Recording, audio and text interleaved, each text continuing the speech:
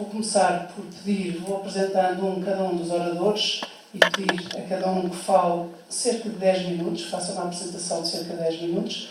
Como não temos aqueles relógios em desconto, não me levem mal, mas vou fazer isso com o meu telemóvel e, portanto, se estiver a olhar para o telemóvel, não tem nada a ver com ver mensagens ou mails, tem só a ver com o tempo e ajudar-nos aqui a gerir o tempo. Queria também agradecer a presença e a proximidade das pessoas que estão em streaming. Muitas pessoas que assistem estão muitíssimo distantes nesta geografia ou desgeografia que é a nossa diáspora e, portanto, também aproveito para dizer que é um prazer esta companhia dos leitores do Observador todos os dias e especialmente nestes encontros em que nós vemos as caras, sentimos essa proximidade, portanto não queria deixar de agradecer a proximidade dos que estão de longe, neste momento estão verdadeiramente próximos e aqui na sala. Queria então começar pelo Salvador. O Salvador é a pessoa que muitos conhecem e às vezes achamos que conhecemos a história das pessoas só porque o Salvador faz programas e se dedicou a criar uma associação como a Associação Salvador, mas os detalhes da história e sobretudo os pontos de desânimo e os pontos de superação são fortíssimos, são marcantes e eu acho que muito transformadores. E por isso vou pedir ao Salvador que dê o seu testemunho e que conte a sua história, que já contou muitas vezes, mas nunca às vezes suficientes para nós podermos, a partir da história do Salvador, também trabalhar a nossa história e se calhar reverter positivamente a nossa história. O Salvador é licenciado em Marketing, teve um acidente quando tinha 16 anos, portanto há 17 anos, já está na cadeira de rodas há mais de um ano do que os anos de vida que tinha quando teve o acidente, e criou a Associação Salvador. E é extraordinário porque poderia ter sido uma pessoa só focada na sua superação, na superação própria e em tentar levar a sua vida para a frente. E aquilo que eu vejo, também não escondo que sou voluntária da Associação Salvador há muitos anos, mas aquilo que eu vejo é o trabalho que fazem estas associações, não só do Salvador, mas esta, seguramente, que é, de facto, devolver o sentido de vida e transmitir confiança e encher as pessoas que estão desanimadas, que estão bastante caídas e bastante confrontadas com situações muito difíceis e enchê-las de confiança, ânimo e de capacidade de superação. Portanto, vou pedir ao Salvador que comece. Tens... ok.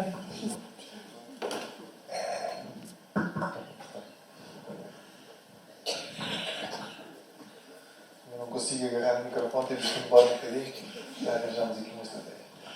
Bem, em primeiro lugar, agradecer o convite para estar aqui e é sempre um prazer também poder partilhar um pouco da minha história e falar todo o público e todas as pessoas que me estão a ouvir, assim como os restantes palestrantes. Falar sobre a imprevisibilidade das coisas e do que nos acontece na vida. Eu acho que todos nós já tivemos que lidar com diversos imprevistos que nos acontecem desde a nossa infância até os momentos do dia 2 nos dias comuns. Mas lidar com momentos que são algo que um imprevisto que nos deixa mesmo desamparados, não só a nós próprios, mas também à nossa família ou às pessoas que nos acompanham mais próximo, é de facto difícil. É uma situação nova que nos obriga a crescer e obriga-nos a lidar com a vida de uma outra forma. Isso aconteceu-me aos 16 anos. Eu tive uma infância e uma juventude, diria, normal, igual a muitos outros jovens. Tive acesso a poder estudar, a poder viajar, a poder ter uma boa formação, mas... Posso fazer de microfone? Pode ser? Fica um bocadinho de costas. E no fundo, numa noite de verão, igual a muitas outras, onde eu costumava passar férias, acho que algo na vida nunca tinha passado por circunstâncias tão adversas, nem na minha família. De um momento para o outro, adormeci numa moto às 2 da manhã e me bati contra um placar de publicidade que me fraturou logo a medula. Nesse momento, eu lembro-me de pouco, Lembro-me só de amigos meus me relatarem, de eu dizer que eu estava no chão deitado e eu pedi para me esticarem as pernas e as pernas já estavam completamente esticadas. E eu não me recordo ao certo quanto tempo estive ali sozinho, deitado no chão, porque, como disse há pouco, eu ia sozinho, mas foi algo que eu acho que Deus me poupou e, portanto, não tenho ao certo uma memória muito lúcida do próprio acontecimento do acidente. Os acontecimentos seguintes foi quando estava no hospital e eu achava que brevemente ia ser operado, iam-me operar e eu ia sair dali conforme tinha vindo a andar e ia fazer a minha vida normal. E foi só passado cerca de algum tempo, passado um mês, que um médico foi ter comigo, quando eu já estava em Espanha, e me veio alertar para uma situação que eu não estava à espera. Não é? Salvador, tu estás tetraplégico, tu não mexes nem as pernas nem os braços, podes tentar. Eu só conseguia mexer o pescoço, para um lado, para o outro, assim e para baixo. Na altura até tinha uns ferros para fixar a zona da cervical, onde tive o acidente. E lembro que foi das piores noites, das noites em que senti maior medo da minha vida, porque quem é que era aquele médico espanhol que me falava numa língua que me era familiar, como o espanhol para todos os portugueses, mas que me dizia todas aquelas coisas que são duras e que eu não estava à espera. E isto para dizer que na vida, muitas vezes, as adversidades põem. Desculpem.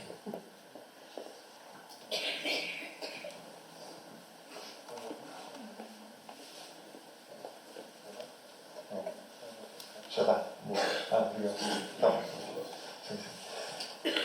E, portanto, na vida são-nos postas estas adversidades que nós muitas vezes não sabemos como lidar. E eu, nessa altura, não sabia mesmo lidar com a situação. Lembro-me, nessa noite, de chorar, de estar desanimado, no dia a seguir, de olhar para os corredores do hospital e de ver uma data de pessoas em cadeira de rodas, de 6 anos, até pessoas de 60 anos, 70 anos em cadeira de rodas, e eu perguntar para mim mesmo, mas o que é que eu estou aqui a fazer? Isto não é a minha vida, se faz favor, tirem-me daqui. Eu lembro sobretudo que nestes momentos o que me deu mais segurança, o que me deu mais ânimo foi, sem sombra de dúvida, o meu pai, a minha mãe, os meus amigos e a segurança também, a minha formação de acreditar em Deus e na altura de poder não perceber o que é que me tinha acontecido e o que é que seria o resto da minha vida, mas depois desses momentos de desânimo e do aconchego também da família e das próprias pessoas que estavam no hospital e que nos preparavam para esta situação, foi de perceber que nós, perante estas adversidades, temos que reagir e é importante também pararmos e percebermos a situação em que estamos, mas não podemos parar muito tempo. E foi assim que eu tive que reaprender a minha vida, ou seja, eu fazia rugby, eu praticava jet ski, praticava vela, praticava uma série de desportos e lembro-me quando voltei para Portugal e tentava refazer a minha vida e perguntava-me mesmo o que é que vai ser da minha vida agora, não consigo escrever, como é que eu vou continuar a fazer a minha formação, como é que eu vou tirar um curso superior, como é que eu vou voltar a ter um emprego, como é que eu vou voltar a ter uma namorada, como é que eu vou sair com os meus amigos. Tantas e tantas questões que se punham e tinha vários pontos de interrogação na minha vida. E foi só percebendo e vivendo um dia de cada vez, percebendo que agora o mais importante era focar-me, sem sombra de dúvida, na reabilitação para recuperar o máximo de movimentos possíveis e para me dar a maior capacidade também física para eu poder aproveitar as oportunidades que ainda tinha, ou seja, de voltar a estudar, de fazer uma reabilitação como deve ser, de poder sair também com os meus amigos e, no fundo, também de retribuir um bocadinho todo aquele amor que nós recebemos quando tive a sorte de receber quando tive este acidente. E depois há outra coisa que eu gostaria de falar e que acontece muito quando nós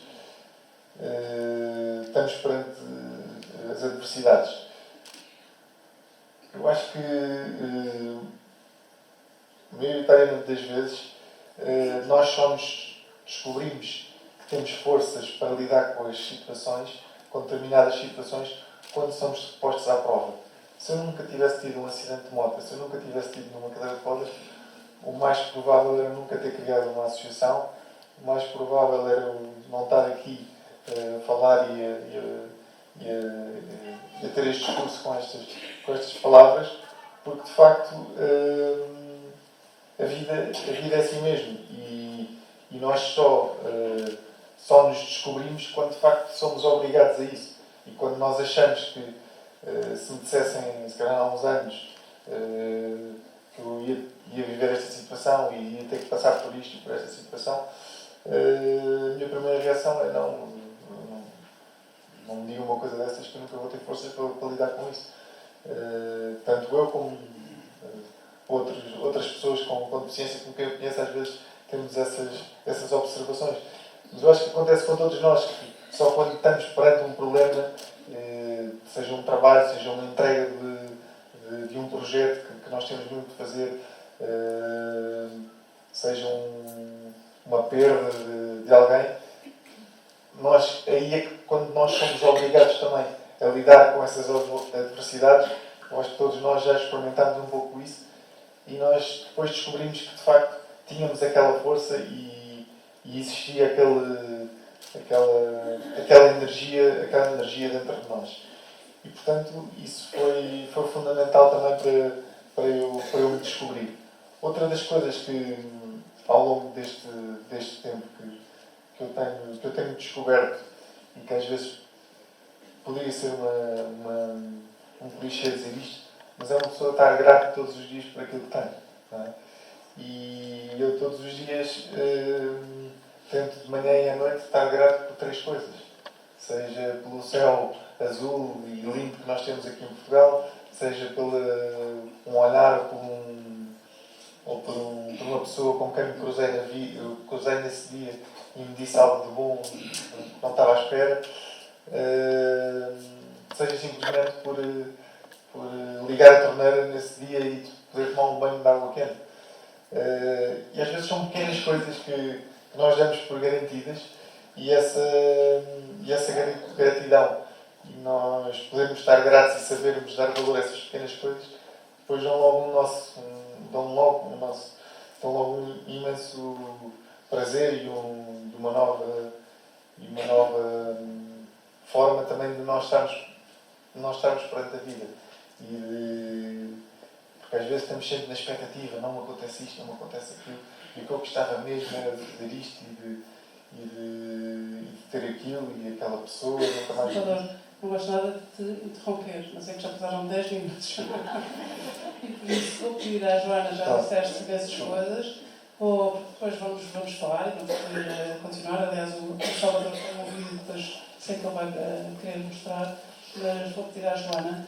A Joana Rigato é filósofa da ciência, trabalha em articulação com neurocientistas e cientistas, nomeadamente cientistas da Fundação Champalimau, do Centro Champalimau, e estuda estas matérias do livre-arbítrio, da tomada de decisão e a forma como a ciência aproveita a experiência subjetiva de cada pessoa e integra isso nos processos de tomada de decisão. Disse isto bem?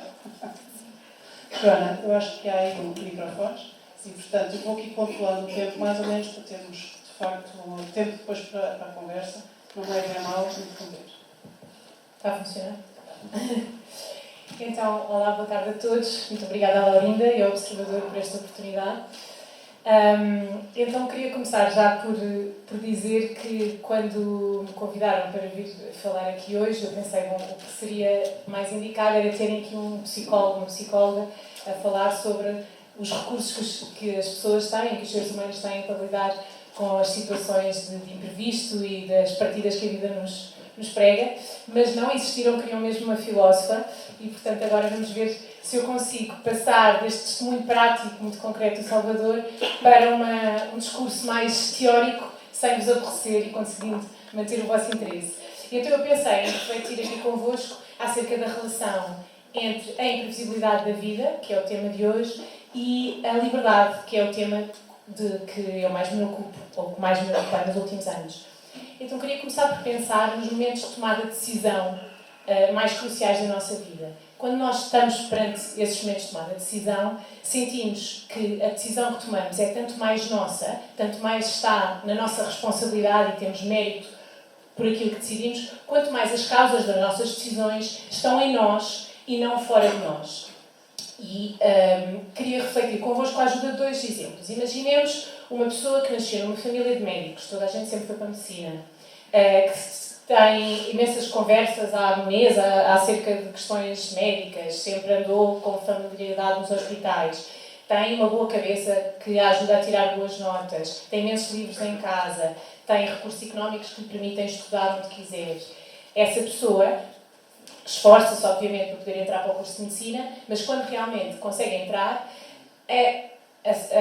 aquela oportunidade que lhe foi dada, por um lado, é sua, foi graças à sua vocação e ao seu esforço que lá chegou, mas por outro lado também é o curso natural das coisas, porque em sua casa sempre foi muito natural seguir medicina e ela nem sequer, na verdade, tinha considerado outras hipóteses. Vamos confrontar isto com outro exemplo, uma pessoa que nasceu numa família proletária, num bairro extremamente problemático, aquilo que era esperado de si era que fosse trabalhar para as obras assim que tivesse idade para o fazer, sempre se riram deste rapaz, vamos imaginar que seja um rapaz, quando ele disse que queria seguir medicina, porque isso estava evidentemente fora daquilo que seriam as suas possibilidades, teve de lutar imenso por cada 5, por cada 19, não havia ninguém que pudesse dar explicações e ajudá-lo. Este rapaz, quando finalmente vê o seu nome na pauta a confirmar que entrou para o curso de medicina, vai sentir essa conquista com um sabor completamente diferente. É o sabor da superação total, de conseguir conquistar unicamente graças ao seu esforço e ao seu mérito uma coisa que não era expectável para si. Estes exemplos ajudam-nos a ver a diferença entre liberdade e livre-arbítrio. A liberdade é o termo comum que nós usamos para falar das oportunidades que a vida põe à nossa disposição. E temos tanta mais liberdade quanto menos tivermos barreiras entre nós e aquilo que nós queremos. Portanto, numa situação de ditadura, nós perdemos liberdade de expressão. Estando numa cadeira de rodas, temos menos liberdade de movimentos. E não é por acaso, por exemplo, que a definição das Nações Unidas para a pobreza tem muito a ver com falta de oportunidades e possibilidades de escolha. Ora, o livre-arbítrio é uma coisa completamente diferente. É um termo técnico que diz respeito ao poder de escolha e autodeterminação que cada ser humano tem. E essa é uma capacidade metafísica. O que isto quer dizer é que não tem a ver com as circunstâncias concretas que eu tenho à minha frente. Se eu for uma pessoa que tem livre-arbítrio, porque sou uma pessoa consciente, com racionalidade, eu tenho esse livre-arbítrio, quer eu esteja fechado numa cela, quer eu esteja a escolher para onde é que vou passar a minha lua de mel. Aquilo que nos pode retirar o livre-arbítrio é a castração desta nossa capacidade. Isso acontece, por exemplo, quando somos manipulados. Quando somos manipulados pelos mass média, pela propaganda política. Quando achamos que estamos a fazer o que queremos, mas, na verdade, o nosso querer foi manipulado por muitas influências à nossa volta e nós já não nos questionamos realmente acerca das decisões que fazemos. E, neste sentido, poderá considerar-se que um adolescente num país democrático que é influenciado pelas séries da televisão, pela cultura consumística e individualista que se vive à sua volta e pelos seus pares, etc., é menos livre neste sentido do que, por exemplo, Nelson Mandela quando estava preso na África do Sul. Portanto, isto para distinguir liberdade e livre-arbítrio. Depois vamos distinguir também imprevisibilidade, que é o tema de hoje, e indeterminismo. A imprevisibilidade tem a ver com nós podermos ou não prever o que nos vai acontecer, tem a ver com o conhecimento que temos do mundo. Indeterminismo tem a ver com a estrutura do mundo. Ora, diz-se que o mundo é determinista quando uma causa só pode ter uma consequência. A relação entre cada causa e cada consequência é de 1 para 1. Isto significa que, dadas as circunstâncias de partida, só há, dado por exemplo, o universo, dadas todas as condições iniciais desse universo, só há uma evolução possível para esse universo. E o futuro é só um futuro possível. O indeterminismo é o contrário disto. É uma causa poder ter várias consequências possíveis, cada uma com uma probabilidade distinta. E, portanto, dadas as condições à partida, há vários futuros possíveis. Ora, eu considero que o livre-arbítrio só é possível num mundo indeterminista. Não sou a única a considerar isto, mas também nem todos os filósofos concordam comigo. Mas, na minha opinião, o livre-arbítrio requer que não esteja tudo determinado à partida. Porque se assim for, só houver uma consequência para cada causa, então, dado o meu DNA, a minha educação, a minha história pessoal, as minhas influências, aquilo que eu comi hoje de manhã, a temperatura do ar desta sala, etc., eu neste momento só poderia estar a dizer o que estou a dizer com estas palavras e fazer estes gestos. Portanto, cada vez que eu tomo uma decisão, eu acho que estou a decidir a fazer o que quero, mas eu não poderia querer outra coisa. A minha liberdade é só uma ilusão. Liberdade neste sentido metafísico do livre-arbítrio. Pelo contrário, se o mundo for indeterminista, então, eu quando estou a tomar uma decisão acerca de uma frase que vou dizer que pode ser mais ríspida ou mais doce, ou quando estou, como o Salvador, a tomar a decisão se vou reagir com uma capacidade de luta e de superação perante uma adversidade ou se vou ficar desanimado, eu de facto estou realmente a tomar essa decisão, porque havia vários futuros possíveis naquele momento. E agora vem aquilo que para mim era a minha mensagem. A imprevisibilidade do mundo é uma consequência do seu indeterminismo. É por o mundo ser indeterminista, ou seja, pela relação entre cada causa e cada consequência, ser uma relação relativamente solta, porque há vários efeitos possíveis para cada causa, que nós não podemos sempre saber o que nos vai acontecer. Isto não quer dizer que se o mundo fosse determinista seria previsível. Também não é verdade. Porque o mundo é tão complexo e há tantas variáveis a cada momento que nós também não conseguiríamos prever tudo. Mas eu gosto de pensar que a imprevisibilidade que temos neste mundo é uma consequência direta da condição de possibilidade que nos permite sermos livres. Aquilo que nos permite escrever a nossa própria história e não sermos simplesmente personagens de uma história que já está escrita à partida, é aquilo que depois tem o reverso da medalha, que é o facto de nós não podermos saber sempre o que vai acontecer e por isso perdermos um bocadinho de controle. Mas é o preço a pagar por uma circunstância que nos dá muito mais autoria, poder de decisão e mérito sobre cada uma das nossas decisões. O mundo em que nós nos movemos é a consequência das condições iniciais do universo, no Big Bang, é uma consequência das leis da natureza, do acaso, que também há, e de todas as decisões que foram tomadas até agora por cada pessoa que por aqui passou. E nós também estamos a inscrever-nos nesta história e a intervir entre os vários acontecimentos que existem no mundo e a poder dar o nosso cunho pessoal a esta história coletiva. Bravo, 8 minutos e 15. Sobretudo alguém que consegue traduzir a ciência de uma complexidade e tornar tangíveis e compreensíveis e interpelar-nos com conceitos complexos e torná-los simples. Acho isso um dom extraordinário. Portanto, vou só ter aqui a esta hora, através do Observador, através deste grupo de pessoas, ter aqui uma aula cheia de lições, acho extraordinário. Nem sei se estamos à altura.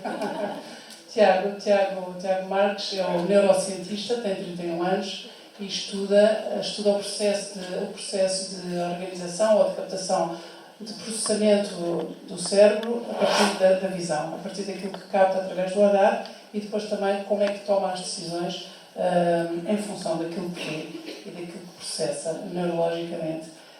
O Tiago Marques tem uma circunstância que eu espero que não me leve a mal dizer, mas ele faz triatlo e, portanto, que é um ponto, são pontos de separação incríveis, porque eu acho que o triatlo são 3 provas, é uma prova de 4 km a nadar no mar, 4 km já é expressivo, são 180 km de bicicleta e 42 km a correr, não é? E, portanto, uma pessoa que está no Centro Champalimau a estudar e a investigar e que depois também é capaz desta superação, tem certamente aqui uma combinação explosiva para falar sobre estas questões e para ver como é que a vida não nos para a este ponto. Muito obrigado. Antes de mais, agradecer à Laurinda por organizar este evento e a todos os oradores pelo seu contributo. Observador e Fidelidade. E ao Observador e a Fidelidade, exatamente. E a todos os presentes e quem nos segue pela internet.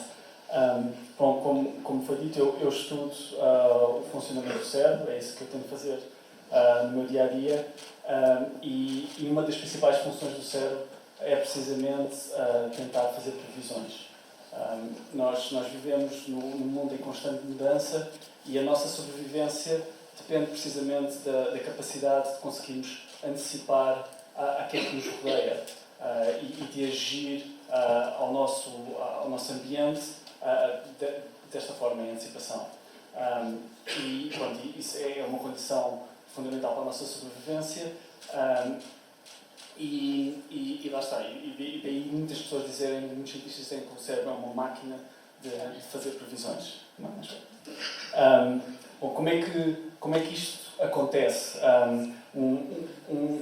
Nós, de certa forma, nós fazemos previsões observando padrões e correlações na natureza e através dessa identificação de correlações depois tentamos antever que algo sucede a outra coisa. E um estudo muito importante nesta área foi feito, talvez muitos de vocês tenham ouvido falar, por Pavlov, que descobriu o condicionamento, em que ele dava comida a um cão e antes de dar comida ao cão ele tocava uma campainha. Portanto, ele tocava a campainha e depois dava comida ao cão. E fez isso ao longo de vários dias e a partir de certa altura ele reparou que o cão começava a salivar quando ele tocava a campainha. Portanto, o cão criou esta correlação de que havia uma entrega de comida logo a seguir a tocar a campainha e, portanto, sempre que ele ouvia a campainha, ele fazia esta previsão. A seguir vou receber comida, portanto, começava logo a salivar.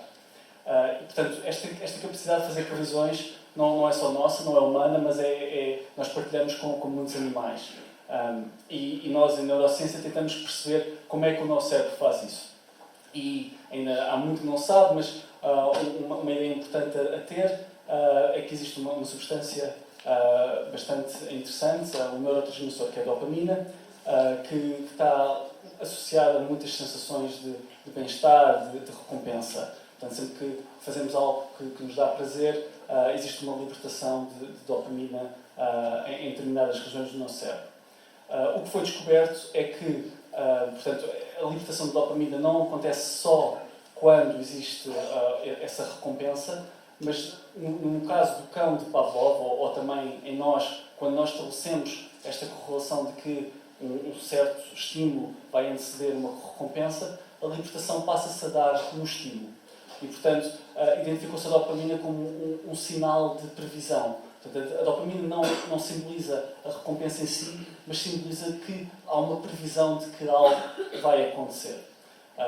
Isto é muito importante para tentarmos ver de que, de facto, nós estamos feitos para fazer previsões.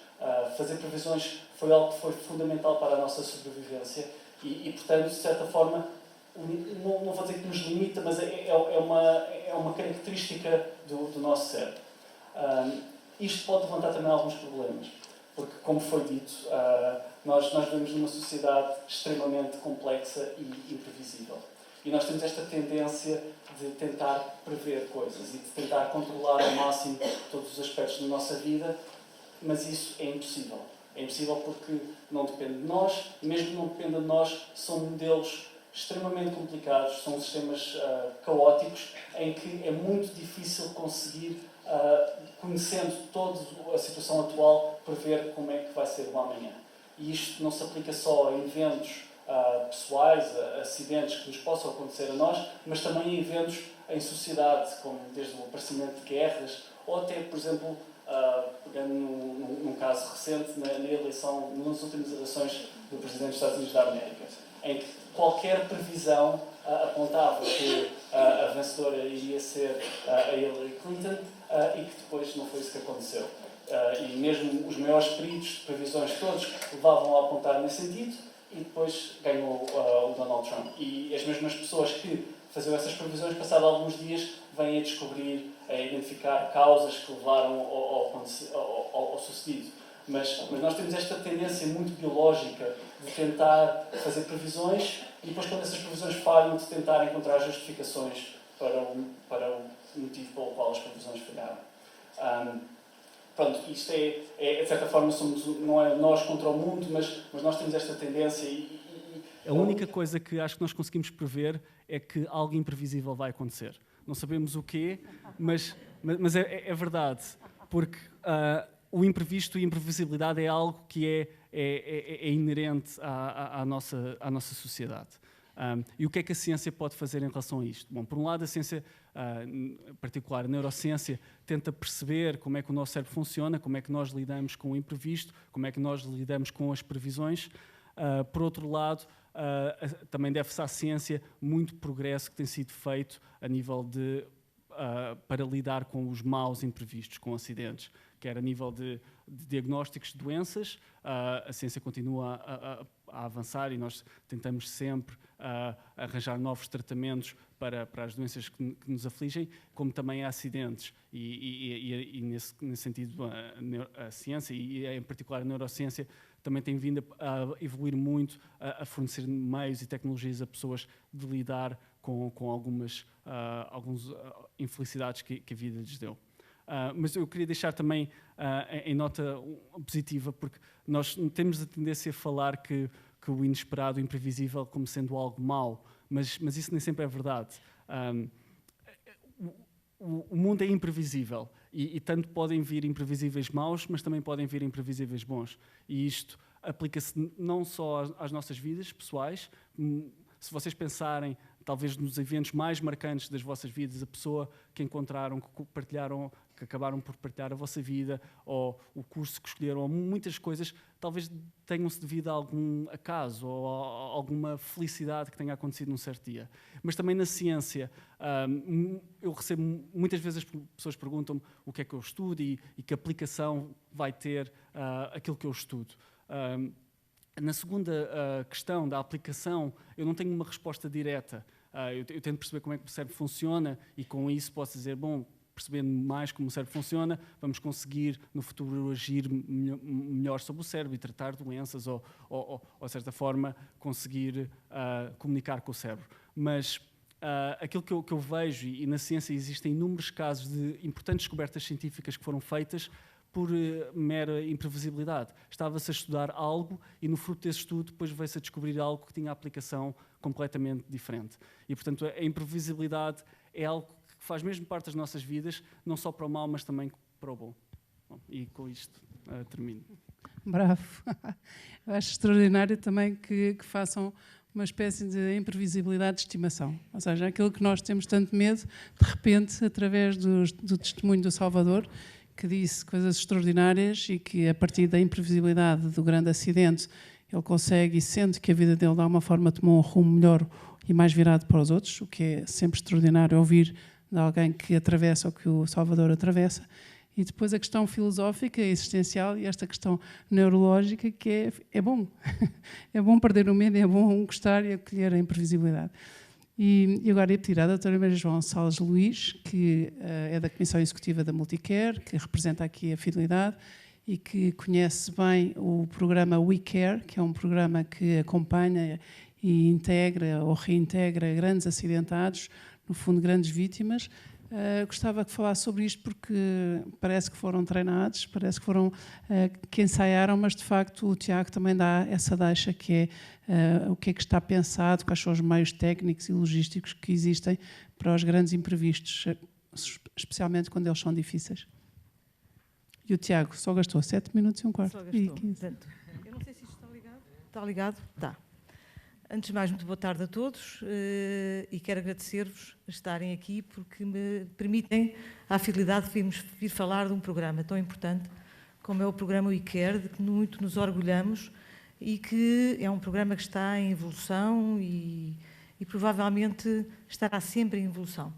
Porque tem a ver com as pessoas, tem a ver com a sua capacidade de superação e tem a ver com a responsabilidade que nós, como grande seguradora, temos nessa capacidade das pessoas se superarem.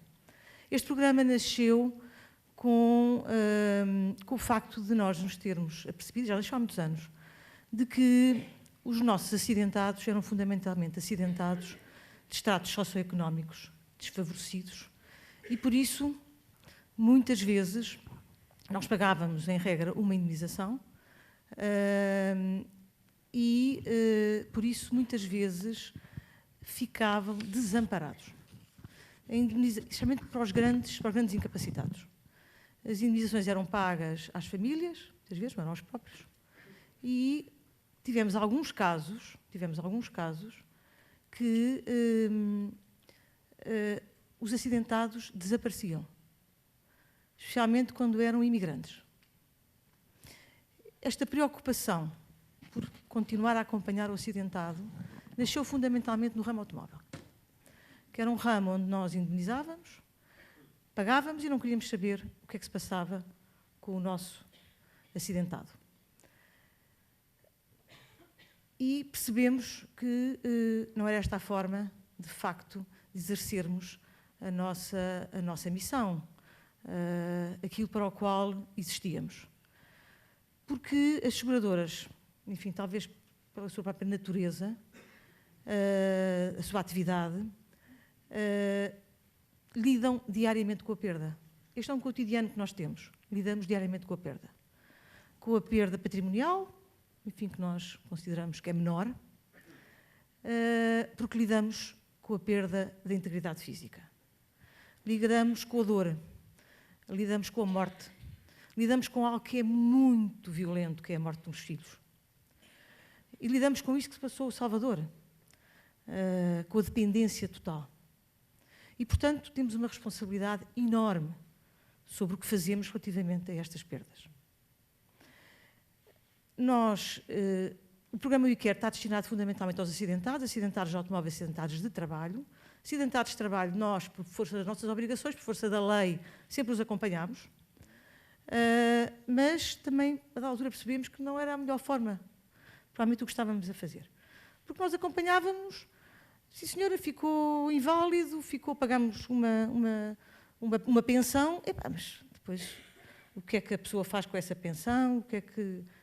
Isso não nos interessa, a nossa obrigação é indemnizar. E percebemos que não era assim.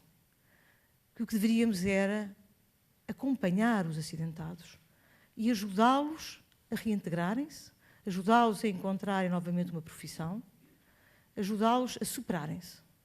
Porque as pessoas, a superação, são valores que nós temos dentro dos nossos valores e são valores que para nós passaram a estar no nosso cotidiano, porque é com isso que lidamos, é com a superação diária.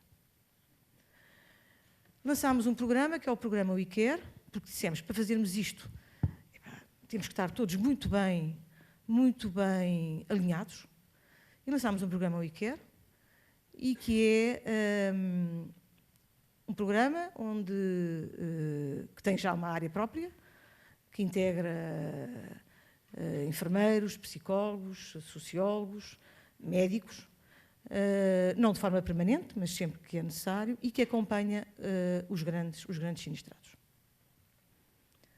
Este programa foi, inclusive, reconhecido pela EFMA, que premiou a Fidelidade como a melhor empresa do mundo em sustentabilidade social. E por essa forma é um programa que muito nos orgulha. É um programa que muito nos orgulha. E que nos obriga também a superar. Porque nós nem sempre fazemos o melhor. Temos feito também um caminho de crescimento. A Fidelidade tem feito um caminho de crescimento. Vamos neste momento alargar o programa a outras áreas, por exemplo, a área dos grandes doentes também. Nem é preciso ser dos grandes doentes, os doentes oncológicos, por exemplo. Nós, na área do seguro de saúde, sabemos que o doente oncológico é um doente que, quando tem a notícia da doença, fica perdido. E ainda fica mais perdido quando não sabe se o seu seguro é suficiente para pagar os tratamentos que tem. E, em média, em maioria, não é suficiente. Lamentavelmente, não é suficiente. E nós aí também temos um trabalho grande a fazer, que é alertarmos os nossos clientes para a insuficiência de capitais que têm e para a necessidade de os atualizarem e provavelmente trocarem coberturas que são de consumo por coberturas de risco, coberturas para parar estas doenças graves. E, portanto, criámos também um serviço de apoio a doentes graves, de apoio aos doentes oncológicos, que se integra neste compromisso, nesta atitude WeCare. E vamos estendê-la a outras áreas. Porque quem perde uma casa, e nós em geral até estamos lá antes, nas inundações, Nós estamos lá antes dos clientes nos procurarem. Essa é uma forma de estar que nós nos obrigamos a integrar no nosso cotidiano. Nós temos de estar antes do cliente nos procurar. E, portanto, este é um programa transversal a toda a empresa. No caso dos acidentados graves, nós temos ajudado não só os acidentados a reintegrarem socialmente, a encontrarmos, muitas vezes, novas profissões, reintegrarem-se socialmente, mas também profissionalmente, e temos, inclusive, ajudado a realizarem sonhos, como o lançamento de um livro. Penso que a Laurinda esteve connosco no lançamento do livro. O lançamento do livro da Luísa. Da Luísa. O lançamento de um livro.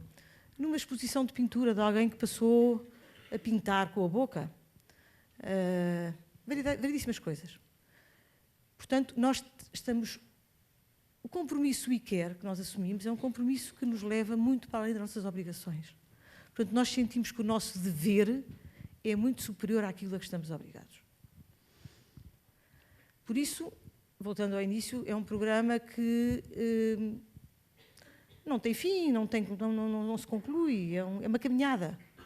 E é uma caminhada que fazemos internamente, mas também fazemos com os nossos clientes, os nossos parceiros, que nos podem ajudar nesta caminhada. Todos os que aqui estão, podem nos ajudar a melhorar. É uma intranquila procura da melhoria. Muito obrigada, Maria João. 7 minutos e 35. E uma deixa extraordinária para o Jaume, por causa da caminhada e do caminho, que é disso que o Jaume vai falar. O Jaume é catalão, Jaume Pradas, é músico, vive em Portugal há 20 anos, tem 38, veio para cá estudar e ficou cá a trabalhar.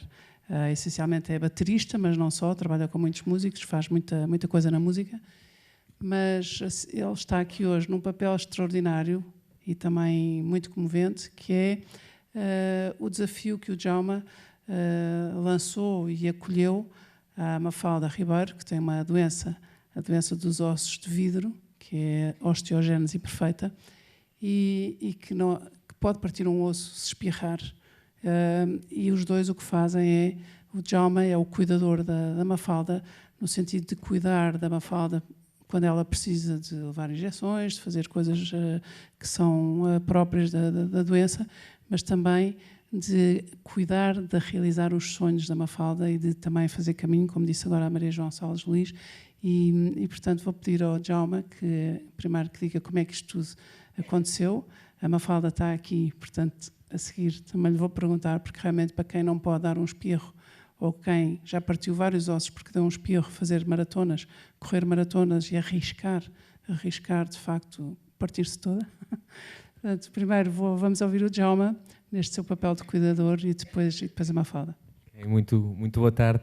Em primeiro lugar, quando me convidaram e vi qual era o painel, eu sentia-me muito pequenino ao pé de pessoas tão grandes. Depois de os ouvir falar, só me apetece correr e fugir daqui.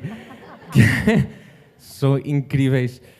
Eu estou aqui no papel de cuidador voluntário, que é muito diferente. Uma coisa é, como estava a falar o Salvador, os cuidadores, porque acontece alguma coisa e são obrigados a ser, e isso é muito duro, é muito duro. E muitas vezes pensamos que o papel do cuidador, muitas vezes em conversa, dizem, mas tens que ter vocação. Não tens que ter vocação, tens que ter uma decisão. Decidir ajudar alguém. E a vida proporcionou-me o prazer de conhecer a Mafalda Ribeiro, que é esta pequenita aqui de 97 centímetros. E houve um dia que fomos ao cinema, entre muitas aventuras que fizemos, fomos ao cinema e fomos ver um filme que chama Com Todas as Nossas Forças, não sei se já viram. É de um pai um filho que tem paralisia cerebral e o filho quer fazer a triatlo. E então o pai decide fazê-lo com ele. Então fomos ver o filme e, acabando o filme, a Mafalda olhou para mim e eu disse, nem pensar. Nem pensar. Primeiro não sei nadar. Depois da bicicleta também não... Pronto, mas podemos começar a correr e logo vemos e pronto, acabamos por decidir, vamos correr. E se é para ser a sério. Então, com a Mafalda decidimos procurar uma corrida que se adequasse à nossa falta de experiência disto, que nunca o tínhamos feito. E então vimos uma corrida que se chamava a Corrida Mais Saúde Solidária, e achávamos que se alguém tinha saúde era a Mafalda Ribeiro e era impecável ironicamente, para poder participar. E pronto, e telefonamos para lá e decidimos, então vamos fazer isso. A Mafalda tinha este sonho de sentir o vento na cara como se estivesse a correr, então bora fazer isso. E pronto, e decidimos telefonar para lá, marcar uma reunião. Eles avisaram-nos logo que não seria possível, porque uma cadeira de rodas não estava prevista.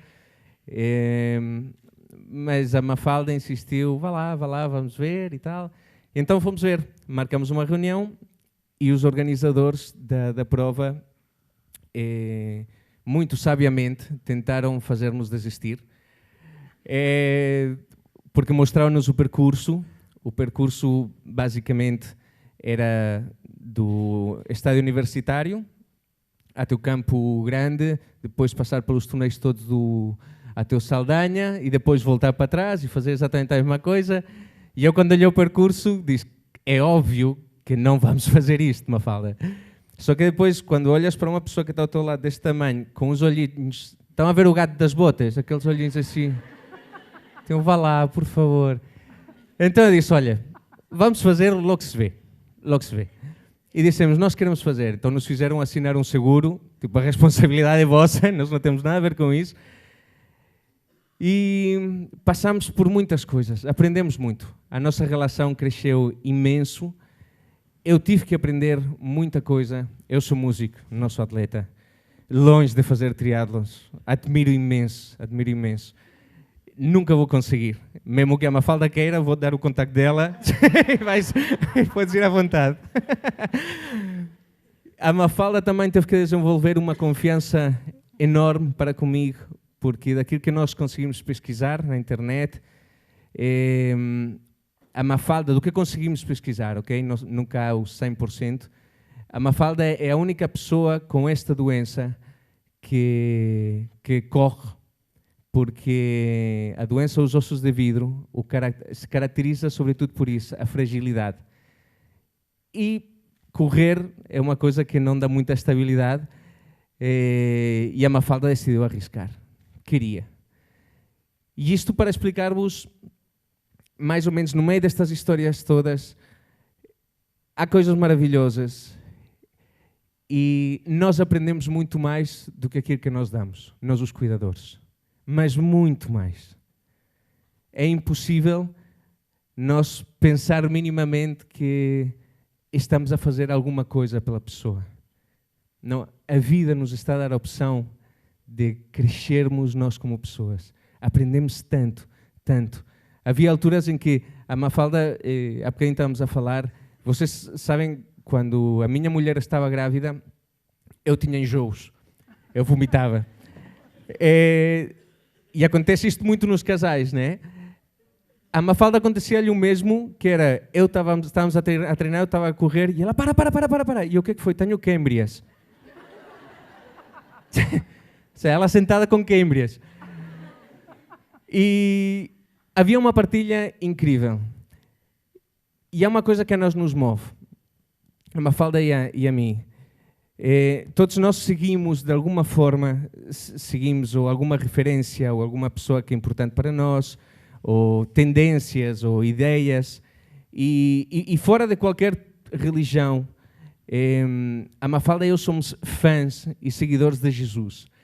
E Jesus tinha uma coisa incrível, que ele contrariava sempre o óbvio. Tanto o contrariava naquela altura, que 2000 anos depois ainda continuamos a estudar o que ele ensinava, E então, o nosso objetivo é exatamente esse, contrariar aquilo que é o óbvio. E a sociedade nos ensina que o óbvio é, se eu não cuidar de mim, quem o fará? E o contrariar o óbvio é, se eu não cuidar deles, quem o fará? E acho que se todos nós tivermos esta maneira de pensar, de cuidadores voluntários, se eu não fizer pela Mafalda poder correr, quem o fará? Se os pais do Salvador e os amigos não o ajudassem naquela altura, quem o faria? E acho que a nossa sociedade poderia ser muito melhor se nós conseguirmos fazer isto. Não é nada meritório aquilo que nós fazemos. Às vezes até pode chegar a ser um bocadinho egoísta, porque nós depois de ajudar nos sentimos tão bem que não podemos deixar muito tempo que passe até voltar a ajudar, porque isso nos faz muito bem.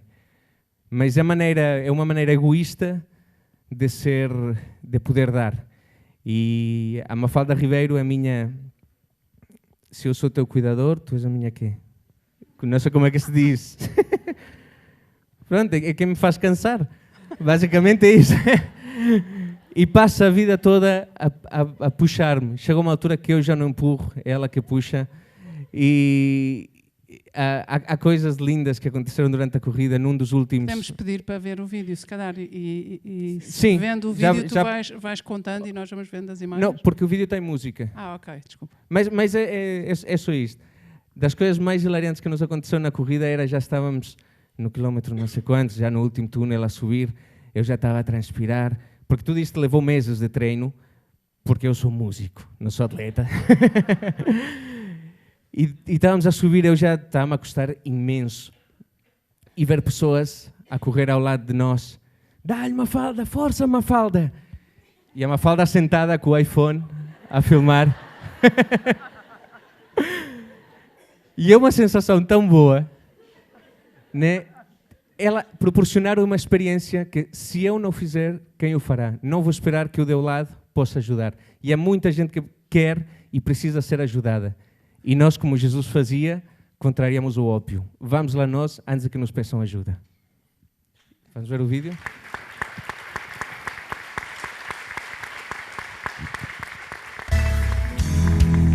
Queria só agradecer e dizer que o Tiago também, em termos de dopamina, também tem muito para estudar no vosso laboratório.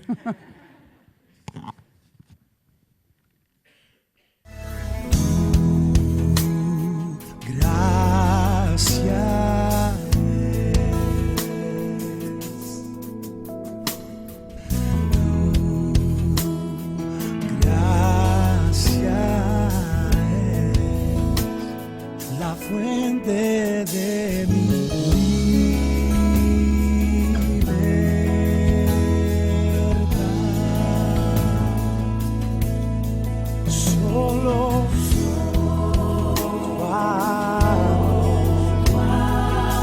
solo tu amor me cautivó.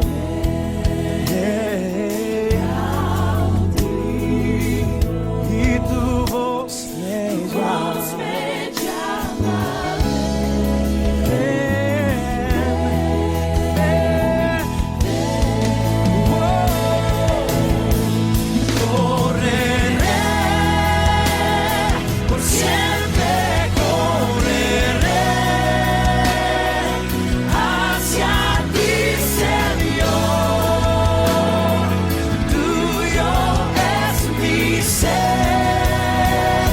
Por eso correré.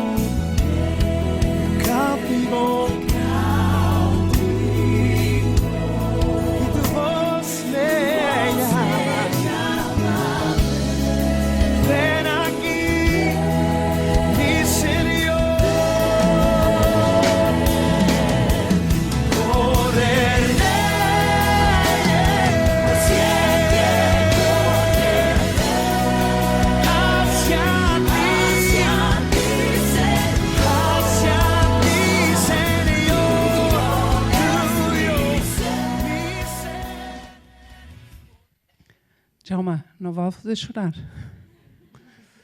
Mafalda, como é que alguém com os teus ossos, com o teu esqueleto, com o teu tamanho, como é que confia? Não sei qual é a percentagem, se é 1000%, se é 1000 milhões de vezes, como é que se confia assim, como é que se arrisca a pedir isto a uma pessoa, a um músico? Como? Eu acho que a questão é como. Boa tarde. Esta parte é boa, que vocês não me veem.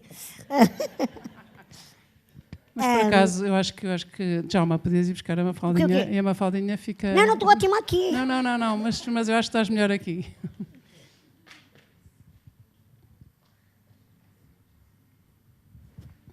Eu estava tão bem ali. Boa tarde a todos. Não dá para ver este vídeo sem chorar. Pronto, é verdade. Porque ainda hoje eu estou para perceber como é que isto aconteceu. E como é que isto tem contagiado a nossa vida. Isto aconteceu a 10 de maio de 2015, estamos a caminho de 2017. Eu já continuo a treinar todos os dias, religiosamente, aqui sim. Mas, acima de tudo, acho que esta confiança é porque não somos 2 a correr, somos de facto 3. Acho que, tal e qual como ele disse, é preciso extravasar esta mensagem de que fazemos isto muito mais do que um capricho de 2 amigos que pronto, podiam estar a jogar à sueca, mas acham que é mais giro andar a correr, e poder a qualquer momento eu partir o 91º osso, mas acima de tudo é olhar para isto. Partiste um osso e perceber que... Ao longo do trajeto, Mafalda, partiste um osso durante a... Não partiste nada? Não, estou a dizer que eu fiz 90 fraturas e, portanto, avançar com isto podia aumentar o historial. Mas não ter medo que isso aconteça é um risco, é um risco permanente. Deve ser uma confiança, de facto, naquilo que acreditamos os dois, que há uma mensagem para passar. Ou seja, o ponto de superação é acreditar, dar sentido e acreditar em alguém ou alguma pessoa ou alguma coisa que nos transcende. É isso que tu estás a dizer?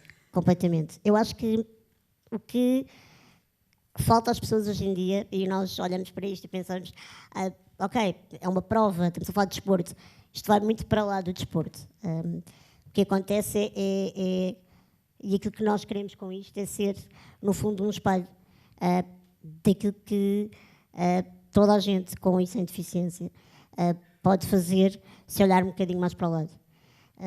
O João e eu já tínhamos uma relação de amizade e de cumplicidade, já tínhamos feito N aventuras que dariam outras palestras, mas aquilo que ele decidiu fazer, ainda aquilo hoje que ele decidiu, mais ou menos. Aquilo que o livre-arbítrio dele é verdade, decidiu sobre uma condição de liberdade, não sei quantas. Eu não lhe apontei uma pistola à cabeça, é verdade. Mas olhar mesmo para isto é pensar que, para além de confiar, é pensarmos que nós não somos mesmo ilhas. E acreditar que quando existe alguém que... As pessoas pensam, tu dás a tua vida... Eu entrego a minha vida nas mãos dele, mas eu estou sempre a pensar ao contrário, que é, eu não sei se eu não tivesse deficiência nenhuma e se tivesse lugar dele 2 minutos, se eu tinha a coragem que ele teve. Ele nunca pensou, ou se pensou, e se não passou para cá, se não, ele tinha parado nesta responsabilidade imensa que os cuidadores também têm. Cuidar é muito mais do que fazer tarefas, muito mais do que ser uma extensão da outra pessoa naquilo que ela não pode fazer. E quando há esta partilha, esta comunhão, esta vontade de fazer diferente, é algo que vocês, que correm todos os dias nas coisas mais inusitadas e que vão sempre a queixar-se a correr porque estão atrasados para o comboio, de manhã, quando acordam e o despertador não tocou, nunca lhes passa pela cabeça que pessoas como eu e o Salvador daríamos tudo para estar a correr atrasados para alguma coisa. E quando existe alguém que não é atleta e decide pôr a vida dele, que é aquilo que ele continua a fazer, mesmo sem provas, ao preparar-se, porque nós temos desafios pensados para o ano, mas todos os dias a fazer isto só pode ser alguém com uma vontade de servir a outra pessoa sem pensar nem nas causas, nas consequências. E aí sim, é viver, como o Salvador dizia, todos os dias para aquele dia, para o presente daquele dia. Então, deixa-me perguntar ao Salvador o que é que a Mafalda fala disto do cuidar, ou ser cuidado é muito mais do que ter alguém que é a minha extensão, ou seja, tu não mexes os braços, não mexes as pernas, mexes os braços em conquista, mas não mexias. E, portanto, ter alguém que cuida de ti é muito mais do que ter uma extensão dos teus movimentos? Sim, porque acho que é uma relação que se cria também com a outra pessoa que é tal extensão e que nos permite fazer o nosso dia-a-dia e essa relação tem que ser tratada e tem que ser também conquistada.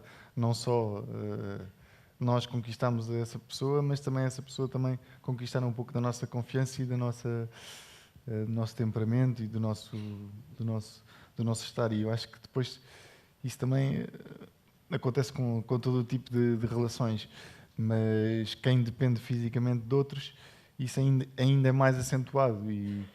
E eu acho que o segredo aqui, e a Mafalda acho que até é muito mais espontânea do que eu nesse aspecto, ela é muito, muito verdadeira na forma como expõe as coisas, os seus sentimentos.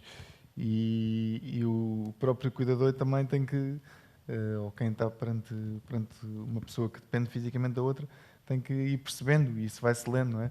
Seja nos olhos, seja na própria estrutura dessa pessoa, e vai-se percebendo, às vezes por próprios sinais, não é? Eu, às vezes, escuso de pedir coisas que o meu próprio cuidador já sabe. Como eu também, muitas vezes, escuso de ter determinadas... de lhe dizer determinadas coisas e fazer porque eu sei que ele vai gostar, não é? E, portanto, acho que são essas complicidades que se criam. Não é fácil uma pessoa ter outros pés e outras mãos que não são os nossos e gerir isso. Mas há cuidadores a ti também que te levam mais longe, e tu estiveste agora nos Estados Unidos há pouco tempo e disseste que tinha sido, depois de 17 anos, foi a primeira vez que tu tiveste a sensação de voltar a andar. Sim. Podes falar sobre isso? Isso também foi graças a essa mola que os cuidadores e os médicos e os investigadores puseram dentro de ti, ou acionaram dentro de ti. Claro que sim. Eu se calhar pedia só para partilhar então aqui esse vídeo, mas eu recentemente, eu tive um acidente já há 17 anos, e uma das minhas preocupações, um dos meus principais cuidadores, foi o meu pai, da forma como sempre me acompanhava, e todo o carinho e entusiasmo que sempre me dava. E uma das coisas que ele sempre pesquisou foi a questão tecnológica, a questão de uma cura e de voltar a andar. E eu, que há uns tempos, quando já me tinha desligado um bocadinho também da fisioterapia, estava muito focado também no trabalho da Associação Salvador e no desporto, no trabalho, na minha reabilitação, e dei menos atenção à minha reabilitação.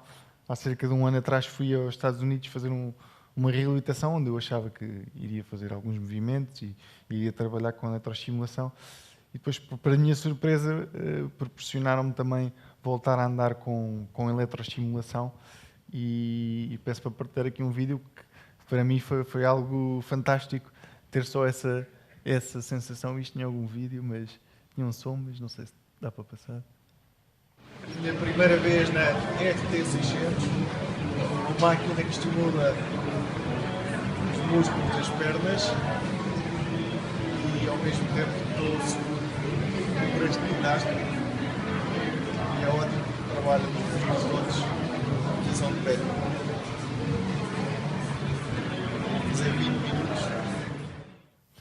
Salvador, para nós, os que, como diz a Mafalda, é bem que corremos e nos queixamos de corremos, que andamos e que nos queixamos de andar, ver-te a ti dizer é uma sensação nova, ter a sensação de caminhar, embora não estivesses a caminhar, é muito interpelador também. É muito... Acho que nos para, acho que a vida não pode parar, mas às vezes a interpelação dos outros e do testemunho dos outros tem que nos parar para refletir e para pensar que só aquilo que é uma conquista incrível para ti. Sim, é uma sensação nova para mim. Eu acho que todos nós gostamos sempre de experimentar algo novo e algo de diferente, e era algo que, pronto, que eu mentalmente, nos meus sonhos muitas vezes sonho que ando, mas depois na realidade e no meu dia-a-dia não o faço. E todos os dias também estou em pé nesta cadeira, mas tenho sempre a sensação mais tática. E aqueles movimentos foram sem sombra de dúvida muito importantes. Mas voltando aqui um bocadinho também à conversa anterior, o que eu senti ali nesta clínica, neste sítio onde estive, de facto, aquele bem-estar que nos é proporcionado, e aquilo que com certeza a Mafalda também sentiu à medida que estava a fazer a sua corrida, é pensar na sorte que temos de que existem pessoas e que existe esta tecnologia também disponível para nos dar essas sensações. E como eu dizia há um bocadinho, nesse dia então eu, quando pensava nas coisas que eu estaria grato, estava imensamente grato por ter a oportunidade de estar naquele país e de poder experimentar essas máquinas que de facto me dão essas experiências novas. E eu acho que é isso também que nós levamos na vida, não é? Das principais por último, queria só aqui fazer um resumo das principais ferramentas que eu levo para gerir a nossa imprevisibilidade também perante os nossos acontecimentos da vida, é de facto nós estarmos felizes com aquilo que somos e com aquilo que temos, e para isso temos que gostar daquilo que fazemos, seja no nosso trabalho, seja na nossa atividade que temos, realizar uma atividade física para o bem-estar também do nosso físico, do nosso corpo, para ter um corpo são, para ter uma mente sã, é fundamental também o físico também estar bem, e obviamente que a família, os amigos, e ter uma crença, como falávamos aqui, várias pessoas falaram na presença de Deus também em nós, isso é sempre uma energia extra que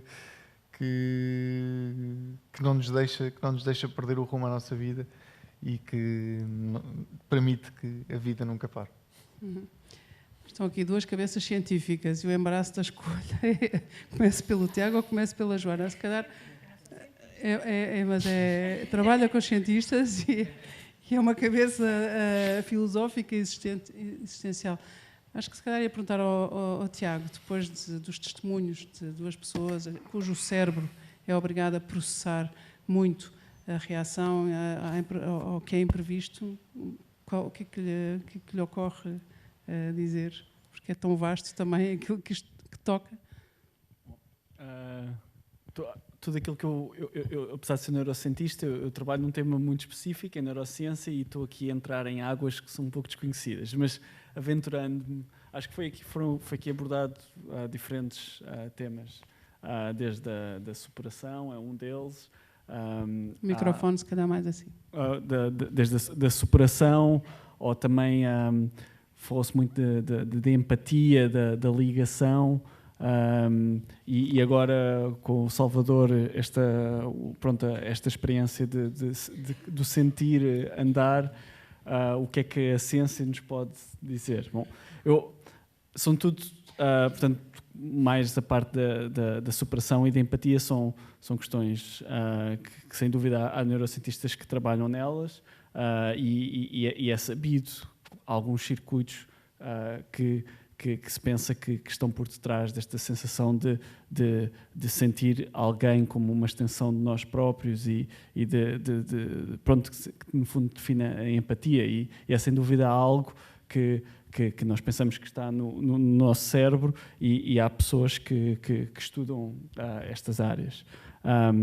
Agora, em relação à parte da superação, é também algo que a capacidade de cada pessoa de lidar e de tentar superar, quer só face ao imprevisto, como também todos os dias na sua vida, vai depender muito das suas experiências, vai depender muito não só o nosso cérebro não é algo estático, não nascemos com e depois é assim, o nosso cérebro é um acumular da nossa genética, daquilo que nós trazemos, mas também de todas as experiências, de tudo aquilo que nós vivemos no nosso dia-a-dia. E do olhar, e da maneira como processa o olhar, não é? Como?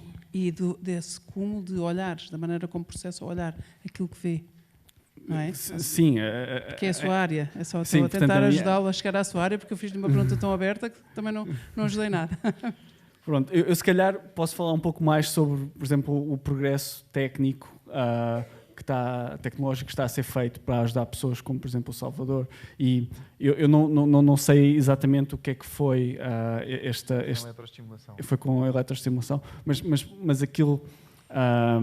portanto, existe sem dúvida esta ideia de conseguir permitir a pessoas que de facto não têm as ligações neuronais entre o cérebro e os restantes membros e os membros do corpo intactas, permitir de certa forma, com o auxílio de tecnologia ou de próteses externas, pôr diretamente o cérebro a controlar algo que nos é exterior. Portanto, isto é um objetivo. E há imensas pessoas e imensos fundos que estão a ser investidos precisamente para lidar com o progresso nesta área e não vou dizer uma data, mas eu acho que é sem dúvida algo que vamos assistir nas próximas décadas a progressos, porque é uma área de interface do cérebro-máquina que se tem andado a investigar já há bastante tempo. E existem alguns resultados que parecem ser otimistas e, portanto, parece-me que vai ser algo que vamos ver eventualmente num futuro. Tiago, é impressionante porque para este pequeno momento e esta grande sensação que o Salvador teve, são muitos cientistas, muitos centros de pesquisa, muito dinheiro, um orçamento muito expressivo, não é? Sim. E não sei o que mais posso acrescentar. Eu acho que um tema interessante nesta área de tentar pôr, por exemplo, o cérebro a controlar um braço robótico ou algo desse género, foi durante muito tempo os cientistas estavam a tentar perceber que linguagem é que o cérebro usava para controlar os nossos membros, e a ideia era, de certa forma, replicar depois essa linguagem para controlar algo que nos era exterior. E aquilo que temos vindo a perceber é que se calhar nem isso é necessário, porque o nosso cérebro é tão plástico que aquilo que normalmente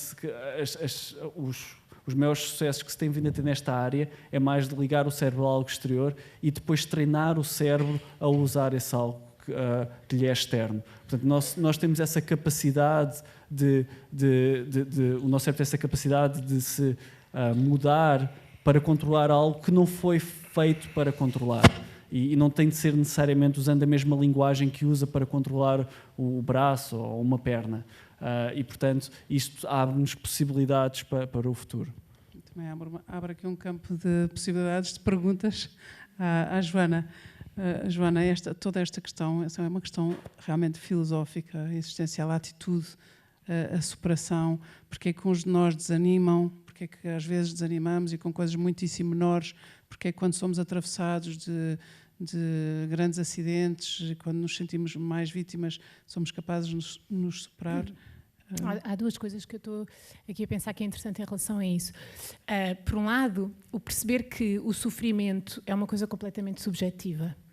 Não se consegue medir o sofrimento de uma pessoa pelas causas do seu sofrimento. Há pessoas que estão deprimidas, cronicamente, e pode não haver nada de mal nas suas vidas e elas estão a sofrer terrivelmente.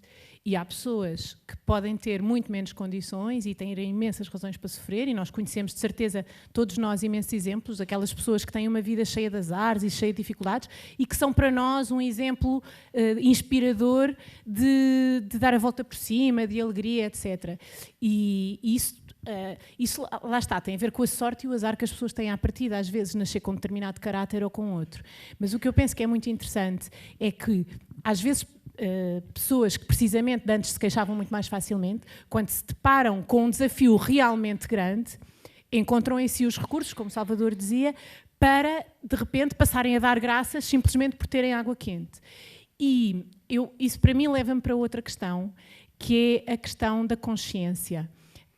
Nós somos tanto mais livres quanto mais conscientes estivermos das razões que temos para agir, dos prós e contras de cada decisão, daquilo que nos motiva, e tomarmos decisões com plena consciência que estamos a fazer. Nós não estamos sempre a agir livremente. Quando eu estou a andar e vou apanhar o autocarro ou o metro, eu não estou a ser propriamente livre, reparem, porque eu estou a fazê-lo automaticamente. Todos nós já tivemos episódios em que pegámos no carro, chegámos a casa e não fazemos ideia como é que fomos do ponto de partida ao ponto de chegada.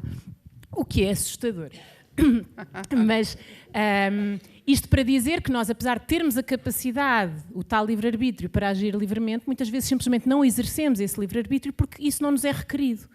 Quando a vida nos para, é aí que nós temos a oportunidade, se calhar, de sermos muito mais livres, neste sentido mais profundo e mais metafísico, do que éramos anteriormente, porque a partir daí temos consciência de cada passo que damos, temos consciência de cada decisão e de cada oportunidade que temos para estarmos mais em controle do rumo que vai tomar a nossa vida. Às vezes a nossa vida só pode tomar 2 rumos, imaginemos adormecer ou acordar, desistir ou voltar a tentar. Mesmo que só haja 2 escolhas à minha frente, se eu tomar a minha decisão com plena consciência do que estou a fazer, estou a ser muito mais livre do que quando tenho 1001 possibilidades, mas não penso no que faço e sigo simplesmente a corrente. Portanto, acho que estes casos todos servem não só para quem um dia se poderá deparar com um desafio desta dimensão, como dizia o Tiago, temos todos a certeza, a única certeza que podemos ter é que a vida nos vai surpreender e que vai haver imprevistos, mas também para as pessoas que no seu cotidiano têm a possibilidade de ter uma vida sem grandes percalços, pelo menos durante alguns anos, mesmo na circunstância mais banal, nós podemos tomar uma nova consciência sobre aquilo que podemos fazer. E isto pode mudar tudo. Às vezes basta uma palavra amiga, basta eu vejo uma pessoa que está desanimada ao meu lado e vou fingir que não vejo, olho para o lado, estou no trabalho, estou concentrado no que estou a fazer, estou com prazo, não sei o quê, e então noto perfeitamente que há qualquer coisa que não está bem com a pessoa ao meu lado, mas não tenho pachorra para mexer. Aquele momento pode ser um momento de decisão crucial. Eu posso mudar a vida daquela pessoa porque de repente tive tempo a ouvir. E esta consciência das oportunidades e das possibilidades que temos à nossa frente, acho que é uma coisa que temos poucas vezes e que este tipo de testemunhos nos podem alertar para passarmos a ter. É muito impressionante, de facto, a capacidade de cada um hoje nos acrescentar. Eu gostava de abrir a possibilidade às pessoas que estão no público ou alguém que esteja a assistir e que possa transmitir a sua pergunta ou a sua questão. Há bocadinho, antes de começar, falei com aquela senhora que se chama-se Helena Garvão, peço desculpa, e já vi que pediu o microfone e, portanto, vou pedir então que a única coisa que peço, e não me levem mal pedir, é que sejam breves e incisivos. É só por uma questão de gestão de tempo. Eu vou tentar ser eficácia. O mais breve possível, se é que se pode resumir 53 anos de vida assim em 5 minutos, não sei se tenho 5 minutos. Ainda bem que falei a seguir à filósofa Joana, que estava a falar que assim que nós temos consciência daquilo que nos acontece, é que nós vamos ter a liberdade depois e o livre-arbítrio de decidir das nossas vidas. Eu tenho um testemunho diferente tanto do Salvador como da Mafalda, porque eu tenho uma doença crónica terminal há 40 e tal anos. Eu faço hemodiálise há 42 anos. Sou a doente mais antiga de Portugal a fazer hemodiálise. Comecei com 11 anos de idade e foi nessa altura que eu tomei consciência quão determinista era o meu mundo e por isso ganhei uma maturidade para tentar superar este obstáculo. Com a agravante de que eu era atleta de competição de ginástica rítmica desportiva, cuja modalidade estava a iniciar-se no nosso país, estamos a falar em 1972, e comecei a fazer diálise em 1974. Nessa altura, o desconhecimento da doença era total. Tanto da parte dos médicos, não sabiam o que era uma doença crónica renal terminal, e muito menos o que era hemodiálise, isto a nível médico, e eu tive que enfrentar esta situação. Ninguém sabe o que é isto, tenho que fazer 7 horas de diálise, Imagine uma miúda de 11 anos a fazer 7 horas de diálise e ainda ir para a escola e depois todo o resto do dia ficar numa clínica de diálise. Apesar de tudo, e agora não interpretem isto como uma questão de ufano, de ser ufana e vaidosa ou de ser gabarola, mas apesar de tudo isto, eu fiz a minha vida, é evidente, com o prolongamento do meu corpo. Eu costumo dizer que a minha mãe são os meus braços e o meu pai as minhas pernas. Eu fiz a minha vida, licenciei-me com 21 anos, fiz o mestrado em 93 e o doutoramento em 2010. Tenho os ossos... Em que áreas? Eu fiz a licenciatura em românicas, em estudos românicos, português e francês. Fiz o mestrado em linguística portuguesa e fiz o doutoramento em literatura portuguesa. E eu, além disso, e não é inferior a esta doença que se juntou, aos 11 anos, os médicos obrigaram-me a parar com a ginástica. Imagino que é uma miúda de 11 anos a ouvir dizer não podes fazer mais ginástica. É claro que hoje já não seria assim, só que não havia vitamina D, e não houve até 1980, pelo que todo um problema de metabolismo de cálcio e fósforo, que agora não interessa abordar, eu fui ficando com os ossos, com a deformação, primeiro das pernas e depois da coluna, e tenho uma cifoscoliose brutal, que me limita a parte respiratória, e acho que é notório, a 28%. Eu acho que é notório, é que é a sua fortaleza interior. Isso é que eu acho que é mesmo notório. Pronto. Também tenho os ossos muito, muito frágeis, porque ninguém estava à espera que eu sobrevivesse 42 anos de hemodiálise. O que interessava na altura era a sobrevivência e não a qualidade de vida. Apesar disso tudo, portanto, aos 11 anos, tomei consciência de como o meu mundo estava coartado de liberdade perante esta situação. E então tentei lutar, não posso fazer ginástica, não me deixam, então eu vou ter que fazer outra coisa que eu gosto, que é viajar. E então, com a ajuda dos meus pais, nós percorremos a Europa inteira, Europa Ocidental, e viajámos e fui marcando as diálises aqui e ali, muito mais difícil assim, há 40 anos atrás, como devem calcular, os centros de diálise eram em número muito escasso, e não como agora, que está em todo o lado. E então viajei por toda a Europa, apesar do meu esqueleto ir ficando todo deformado, depois, a ponto de, em 2011, ter partido o colo do fémur, inoperável, porque eu não posso levar nenhuma anestesia geral, e não foi consolidado. Portanto, digamos que eu tenho a perna separada do tronco.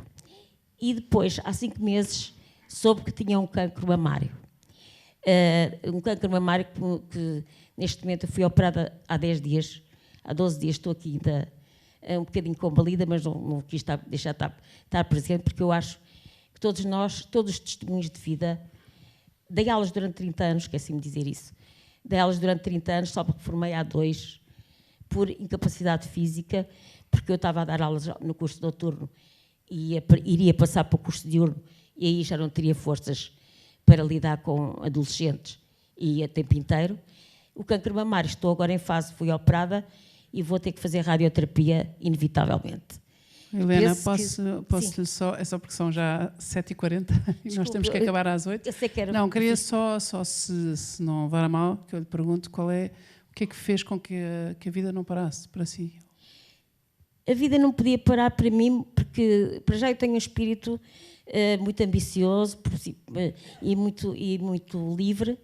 É claro que esta liberdade não foi total, muito longe de ser total, mas o meu livre-arbítrio deu para eu realizar-me académica e profissionalmente. Um dos primeiros objetivos desde os 9 anos era ser professora de francês e concretizei-o. E, portanto, essa parte profissional e académica preencheu quase toda a minha vida e tenho feito formação atrás de formação, nunca deixando de estagnar o espírito. A parte física está quase parada, mas espiritualmente a minha mente voa. Helena, queria agradecer o seu testemunho, sobretudo 12 dias depois de ser operada.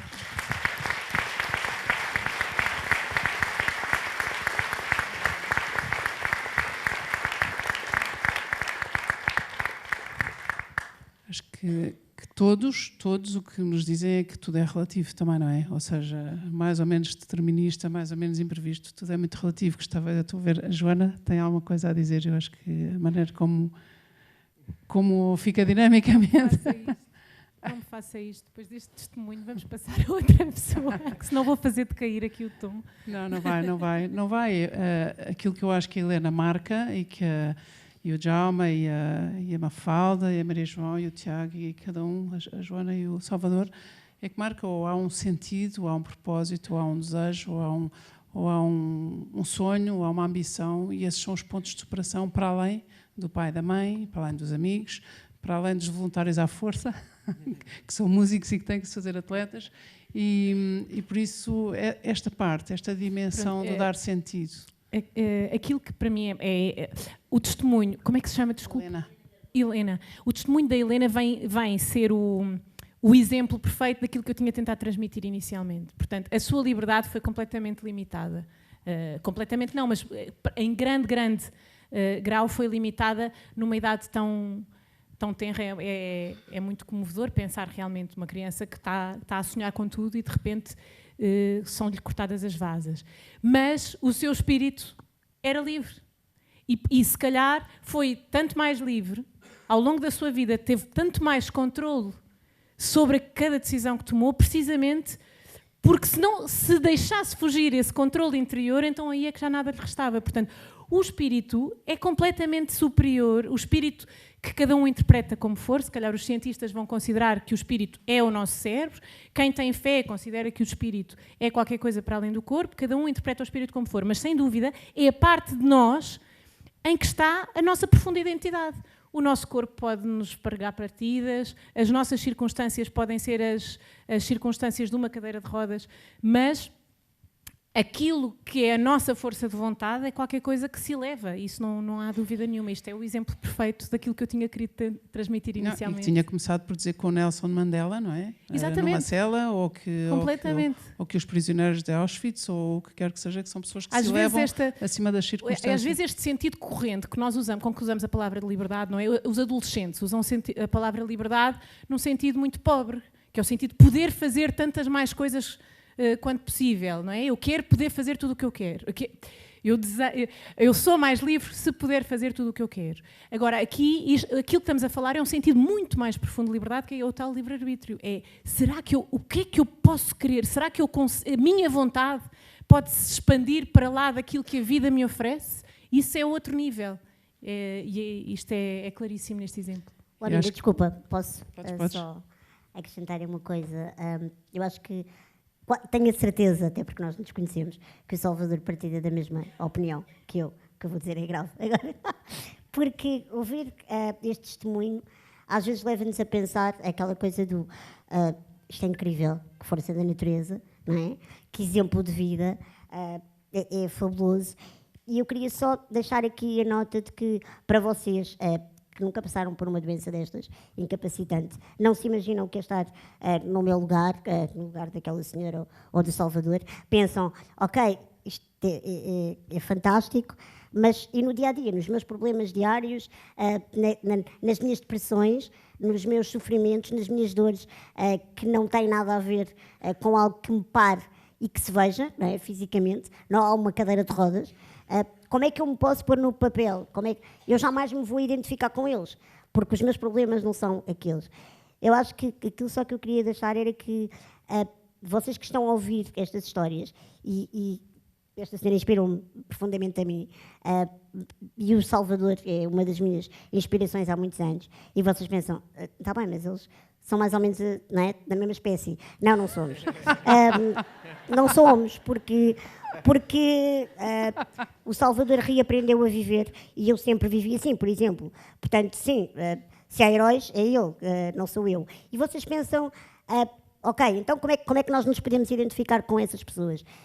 O que eu queria só, e o João é muito melhor a explicar isto do que eu, ele ensinou muitas coisas nos nossos treinos. E uma delas foi a diferença entre nós, neste caso juntos, ou eu, pelo meu testemunho diário, de decidir, como Salvador, expor a nossa vida para a levar aos outros, para que eles possam tirar alguma coisa, não é para as pessoas nos chamarem exemplos.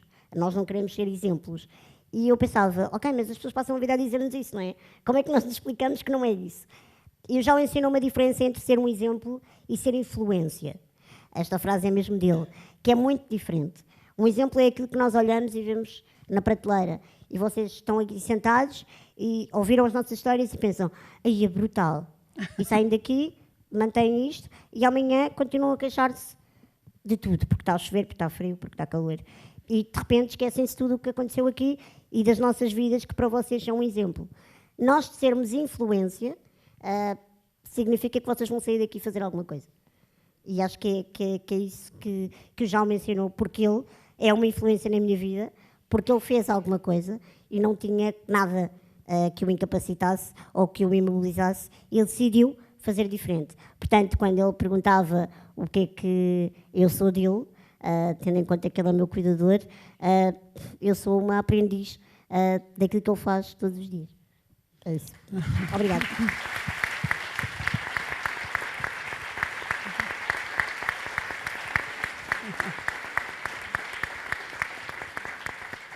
Djalma, foste interpelado, podes nos ajudar também a perceber como é que essa ciência, que é o improviso, que é gerir o imprevisto, improvisando, ou seja, como é que prendes a cadeira de rodas quando a cadeira de rodas ameaça afastar-se de ti, que estás a correr e empurraste mais.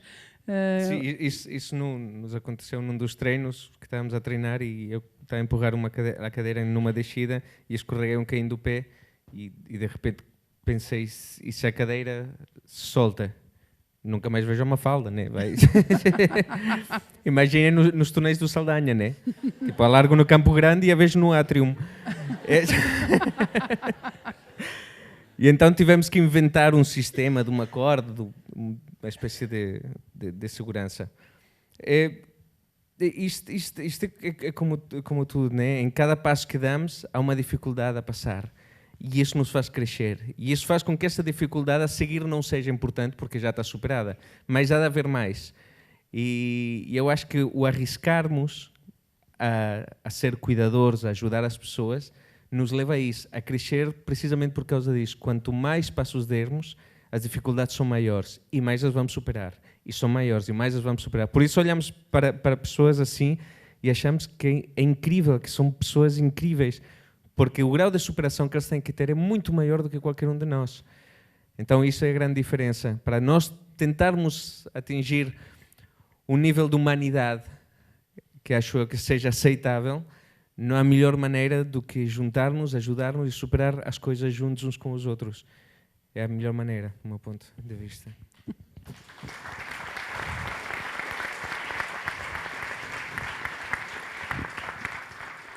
Não sei se há questões ou alguma partilha.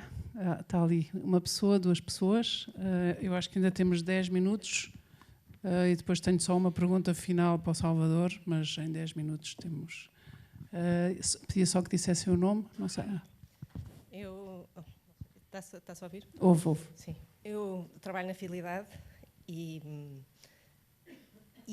curiosamente, há uns meses, tive conhecimento de uma plataforma muito gira que a gênese é portuguesa e que nasceu exatamente dos cuidadores, que se chama Patient Innovation.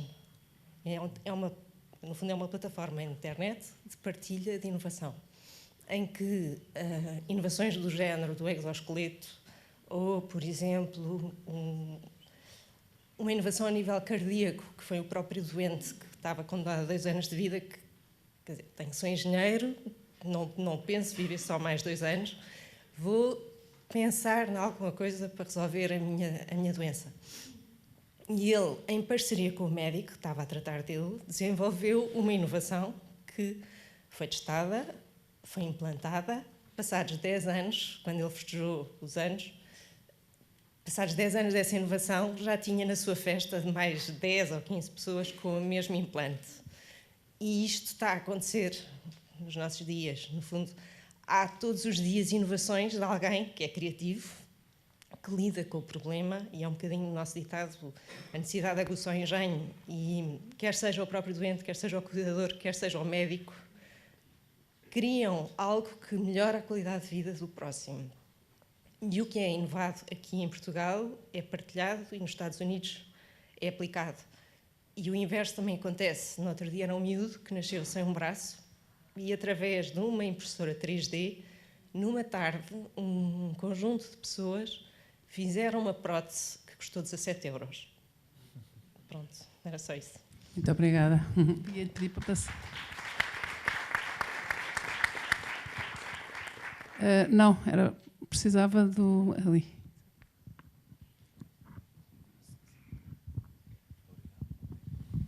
Olá, boa tarde. O meu nome é Pedro Castro e, tal como o Jaume, também sou músico. Tive a sorte de me cruzar com o Jaume num palco, num concerto, onde o Jaume também ia tocar, e foi aí que eu conheci o Jaume, montado atrás de uma bateria, onde ele se transforma, tal como a Mafalda se transformou em cima daquela cadeira de rodas naquela corrida. O Jaume transformou-se a tocar e eu tive a sorte de poder partilhar o palco numa jam session, 5 minutos, quer dizer, foi meia hora, e eu tive a sorte de poder partilhar o palco com um dos grandes bateristas nacionais que nós temos cá. Um dos grandes bateristas que nós temos cá e um grande músico. Conheci a Mafalda concretamente numa conferência no ISEG, onde a Mafalda falou, e espantou-me, de facto, os 97 centímetros que a Mafalda tem, que se transformam em 5 metros e não sei quantos de grandeza interior. No meio destas histórias todas, eu venho agradecer, antes de mais, o testemunho de cada um, tanto do Salvador como da filósofa, do neurocientista. Peço imensa desculpa não me recordar dos vossos nomes. A Joana e o Tiago. A Joana e o Tiago. Obrigado, Laurinda. Mas vinha de facto, não venho fazer nenhum apelo, venho só contribuir um bocadinho mais com isto, que tudo vocês acabaram de dizer, das vossas superações, mas que de facto o ser humano, para além do mundo ter uma data de coisas que funcionam completamente ao contrário, o mundo tem uma data de coisas muito melhores. Sem dúvida que para cada um a presença de Deus é muito importante. Para mim também. Cada um tem a sua história com Ele, cada um tem a sua relação com Ele, mas de facto, aquilo que nós conseguimos de facto ver no dia a dia, independentemente de sempre que ligamos as notícias, ou a maior parte das vezes em que ligamos as notícias, é uma catástrofe atrás da outra, o ser humano é muito bom. E o ser humano, de facto, nós todos, eu inclusive, também me ponho neste papel de eu quero sair daqui e não quero olhar. É um exemplo muito giro. 5 minutos depois já foi. Ou amanhã já foi. Eu quero fazer um bocadinho este esforço. Também. E o apelo que eu venho fazer é vamos todos fazer então um bocadinho este esforço. Se somos aqui com este auditório cheio, a querer ouvir uma data de histórias que são influências, o Jaume através da música e com a Mafalda ao lado, com a sua doença, mas que é muito maior do que ela. A tua doença não é nada comparada com aquilo que tu acabaste de nos transmitir.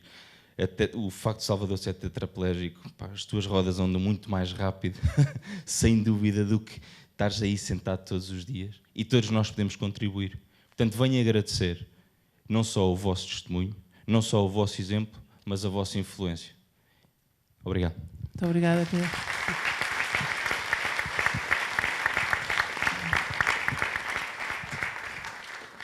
Obrigada pelo sublinhado do Patient Innovation, que é importante saber. Obrigada também por nos ajudar a perceber que temos que tirar esta gente toda da prateleira, não é? E levá-la connosco para a vida do dia-a-dia. E como estamos em cima das 8 horas, e eu gosto de gerir o tempo e ser pontual à chegada e à partida, gostava só de pedir ao Salvador, porque o Salvador tem uma frase que repete muitas vezes, sobretudo naquelas fases difíceis. Há uma pessoa ainda que quer falar, então vou pedir para ser breve. Desculpa dar a interromper. Eu chamo João e há cerca de 2 meses tive um acidente de carro, num carro daqueles de andar para a praia, e eu estava habituado a ter acidentes porque fui piloto de kart durante uns 4 anos e achei que era só mais um acidente.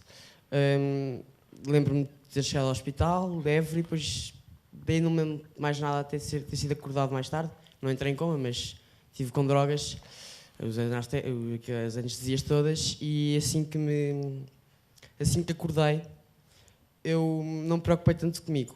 preocupei-me mais com quem estava à minha volta, porque eram as pessoas que cuidavam de mim. E desde aí, desde 6 meses, voltei a andar, voltei a comer, que era uma coisa que eu tinha saudades, e soube-me também voltar a comer. Voltei a estudar, já tive testes, e agora não agradeço por ter tido o acidente, mas sei que sou uma pessoa melhor, estou mais feliz e olho todos os dias para a vida de uma maneira diferente, como o Salvador disse, e consigo sorrir com coisas simples e adoro ver pessoas felizes. E há pouco tempo escrevi um texto que foi lido por muitas pessoas e recebi muitas mensagens, e eu que pensei que fosse só um texto íntimo entre os meus amigos, chegou a pessoas que eu nunca pensei que chegaria, e fez-me tão feliz saber que tinha ajudado as vidas das pessoas, que até já comecei a fazer ReFood, que era uma coisa que eu não dava qualquer interesse, e quero continuar com isto. Quero partilhar a minha experiência de superar, se assim podemos dizer. Odeio, por exemplo, o termo de sobreviver, porque nós não sobrevivemos, nós voltamos a viver, porque somos pessoas diferentes, assim que temos estes acidentes, se assim podemos chamar, porque são acontecimentos, não são acidentes, porque trazem-nos coisas boas também. Muito obrigada.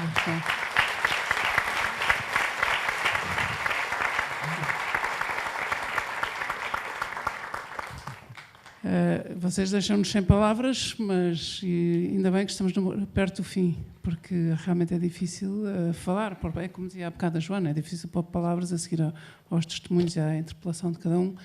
Mas vou só fazer uma última pergunta, nem é bem uma pergunta, é quase uma frase final. Eu lembro-me, o Salvador diz muitas vezes, sobretudo quando está muito farto da cadeira e que me usa a mim como amiga, como pessoa com quem fala recorrente e como confidente, tem ele a dizer.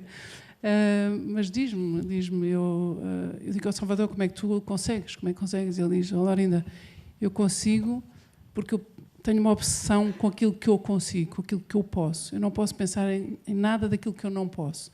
Eu não posso lavar os dentes, não posso pentear, não posso ir à casa bem sozinho, não posso virar na cama, não posso puxar o lençol para cima, o lençol para baixo, não posso. E se eu fosse pelo que eu não posso, então ficaria, o livre-arbítrio ficaria ferido de morte.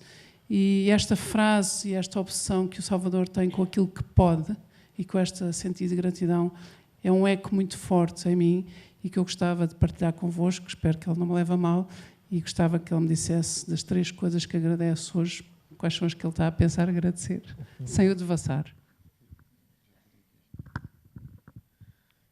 Já está bom. Obrigado.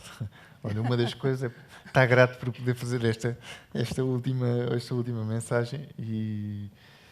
Mas, não, sobretudo, acho que há tanta coisa que nós não podemos fazer e há tantas oportunidades e tantas coisas que nós vimos e que vimos outras pessoas que são melhores ou que têm outras oportunidades que nós não tivemos, e há sempre imensa coisa que deixamos de fazer na nossa vida. E eu quando confrontei com as minhas limitações físicas, havia sempre imensas coisas que me deixavam irrequieto e gostava de fazer mais e mais. E percebi-me que no meio dessa turbulência é ótimo ter a noção de que não sou capaz de fazer tudo, nem sou capaz de lidar com todas estas circunstâncias, mas uma das coisas que me acalma e que me traz alguma serenidade é focar-me naquilo que eu posso fazer e naquelas capacidades que eu tenho e lutar por isso. E conseguir ter estímulos também para estar focado nisso. E acho que isso é uma aprendizagem que todos nós temos que fazer na nossa vida, focarmos naquilo que conseguimos fazer, no grupo de influência que temos, nas pessoas que nos rodeiam, e ser persistentes também nisso. Eu acho que essa capacidade de foco é essencial para qualquer objetivo ou para qualquer coisa que nós temos na nossa vida. Relativamente aos agradecimentos... Não é hora, se calhar é só mais logo. Sim, mais logo, mas Tá uma das coisas que fico grato é por podermos estar reunidos aqui todos hoje, e sem sombra de dúvida que fico muito grato por todos os testemunhos que ouvimos falar aqui, não só dos oradores, mas também de todas as pessoas que puderam partilhar também um pouco da sua experiência de vida e daquilo que viveram e, sobretudo, a mensagem que passam e que ecam também para todos nós que aqui estamos. E acho que, sem sombra de dúvida, saímos todos daqui mais fortes e mais preenchidos. Muito obrigada. Queria só dizer que, perante estes testemunhos, aquilo que a Helena disse, aquilo que o João partilhou também, o Pedro, a maneira como agradeceu, falhou-me o nome daquela senhora da fidelidade, Inês, e a presença de todos, uma presença tão calorosa e tão pontual. Pedimos desculpa pelo atraso à partida, mas eu acho que é tudo isso que faz com que a vida não pare. Acho que tudo se resume a isso. Tudo o que ouvimos, tudo aquilo que faz eco em nós a partir daquilo que ouvimos, tudo aquilo que nos interpela, que nos faz, que ativa esta mola que nós temos em nós e que nos faz dar saltos em altura, em comprimento e também saltos de consciência. Muito obrigada. Até à próxima. Muito obrigada.